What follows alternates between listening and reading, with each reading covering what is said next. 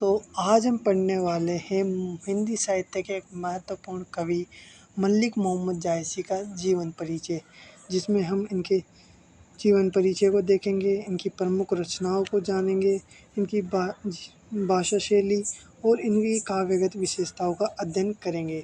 तो चलो शुरू करते हैं। तो सबसे पहले देखते हैं मल्लिक मोहम्मद जायसी का जीवन परिचय।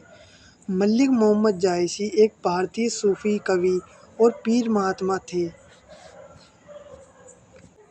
यानी मल्लिक मोहम्मद जायसी सूफी धर्म से संबंधित थे और पीर महात्मा थे।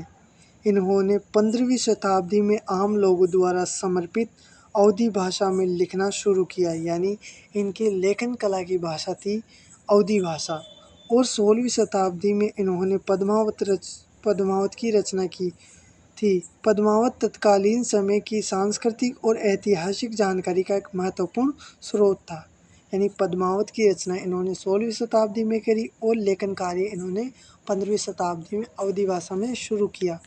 आगे हम बात करते हैं, जहाँ पर इन्होंने अलाउद्दीन खिलजी के चित्तौड़ अभियान के अलावा पद्मिनी को देखने का अलाउद्दीन का अनुरोध, रतन सिंह की गिरफ्तारी, उनकी रिहाई, पद्मावत का सती होना आदि बातें इन्होंने अपनी पद्मावत साहित्य के रूप में चित्रित किए। यानी पद्मावत साहित्य में हमें बहुत सी बातें देखने को मिलती है। यानी चित्तौड़ में अभियान के अलावा इसमें अलाउद्दीन का अनुरोध, रतन सिंह की गिरफ्तारी, उनकी रिहाई और पद्मावत का सती होना, ये सभी बातें हमें पद्मावत ग्रंथ में देखने को मिलती है। मोहम्मद जायसी का महाकाव्य पद्मावत 1540 के लिए मशहूर है। मल्लिक मोहम्मद जायसी के जन्म का कोई पुष्टि जानकारी नहीं मिलती। यानी मल्लिक मोहम्मद जायसी के जन्म के बारे में हमें कोई प्रमाण देखने को नहीं मिलता, पर ऐसा माना जाता है कि इनका जन्म 1492 के आसपास रायबरेली उत्तर प्रदेश के जायस नामक स्थान पर हुआ। लेकिन यह माना जाता है कि इनका जन्म 1492 में रायबरेली, यह जो कि उत्तर प्रदेश है, वहाँ के जायस नामक स्थान पर में होता है। मल्लिक मोहम्मद जायसी एक महात्मा की तरह उदार प्रवृत्ति के व्यक्ति थे। मल्लिक मोहम्मद जायसी की मृत्यु के बारे में कोई ठोस प्रमाण नहीं मिलता। यानी इनके जन्म के बारे में भी हमें कोई जानकारी नहीं मिलती और इनके मृत्यु के बारे में भी हमें ठोस प्रमाण देखने को नहीं मिलता। परंतु फिर भी एक मान्यता अनुसार इनका देहांत 1542 में माना जाता है। यानी इनका जन्म 1442 में, जो 1492 में, जो कि अनुमान अनुसार है, और इनकी मृत्यु भी 1542 जो कि अनुमान अनुसार ही मानी जाती है। आगे हम बात करते हैं मल्लिक मोहम्मद जायसी की शिक्षाओं के बारे में। मल्लिक मोहम्मद जायसी की शिक्षा सही तरीके से नहीं हो पाई थी, इसलिए इन्होंने जो कुछ भी शिक्षा प्राप्त की वो मुसलमान फ़कीरों द्वारा प्राप्त की थी। इसके अलावा गौरवपंथी और वेदांती साधु संतों से शिक्षा ग्रहण की। आगे हम बात करते हैं मल्लिक मोहम्मद जायसी की प्रमुख रचनाओं की। मल्लिक मोहम्मद जायसी की 21 रचनाओं का उल्लेख उनके साहित्य में मिलता है, जिनमें से पद्मावत, आखिरी कलाम, चित्ररेखा, अखरावट आदि जायसी की प्रमुख रचनाएं हैं। इनमें पद्मावत सर्वोत्कृष्ट और वही जायसी की अक्ष कीर्ति आधार, यानी जो जायसी की पद्मावत रचनाएं है वह इनकी गौरव कृति रही है। आगे हम बात करते हैं पद्मावत रचना के बारे में जानते हैं। मल्लिक मोहम्मद जायसी ने इस रचना में चित्तौड़ के राजा रतन सेन और सिंहल द्वीप के राजकुमारी पद्मावती की प्रेम गाथा का अत्यंत मार्मिक वर्णन किया है।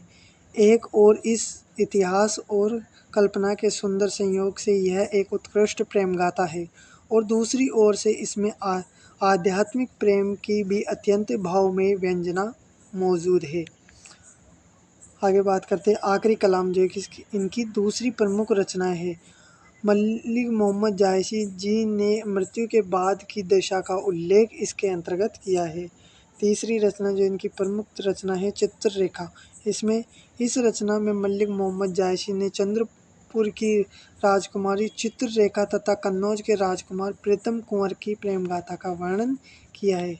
आगे हम बात करते हैं मल्लिक मोहम्मद जायसी की भाषा शैली के बारे में। मल्लिक मोहम्मद जायसी जी की भाषा ठेठ अवधी रही है। यानी इनकी प्रमुख भाषा तो अवधी रही है और पूर्वी हिंदी के अंतर्गत है। और इनके रचनाओं में हमें हिंदी देखने को भी मिलती है, लेकिन यत्र तत्र इनमें अपभ्रंश तथा अरबी फारसी के शब्द भी मिलते हैं। ब्रज भाषा और खड़ी बोली दोनों में विभिन्नता देखते हुए इनमें बोलचाल की लोक भाषा उत्कृष्ट भावाभिव्यंजक रूप देखने को मिलता है। आगे हम बात करें तो मलिक मोहम्मद जायसी की काव्यगत विशेषताएं।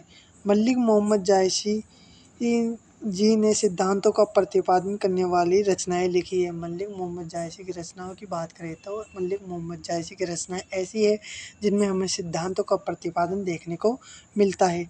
आगे दूसरी विशेषता की बात करें तो मलिक मोहम्मद जायसी की रचनाओं में प्रेम आख्यान काव्य लेखन की परंपराओं को रखते हुए प्रौढ़ता प्रदान करते हैं, यानी इनकी रचनाओं में हमें प्रेम आख्यान देखने को मिलता है। आगे हम बात करें तो मलिक मोहम्मद जायसी जी ने अपनी काव्य में मनस्विनी शैली का प्रयोग किया गया है, यानी इनकी रचनाओं में हमें हृदय शैली देखने को मिलती है।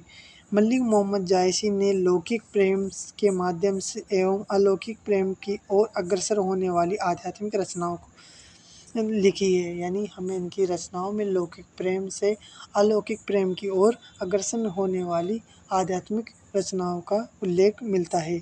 मलिक मोहम्मद जायसी ने सूफी प्रेम मार्गी कवि और प्रेम मार्गी लोकधर्मी के रूप प्रदान किया है।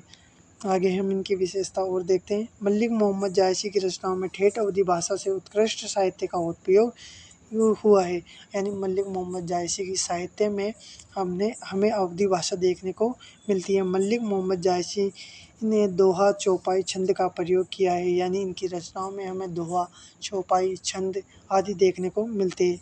मलिक मोहम्मद जायसी ने प्रौढ़ और गंभीर काव्य शैली का प्रयोग काव्य में किया है, यानी इनके रचनाओं में हमें प्रौढ़ और गंभीर काव्य भी देखने को मिलता है।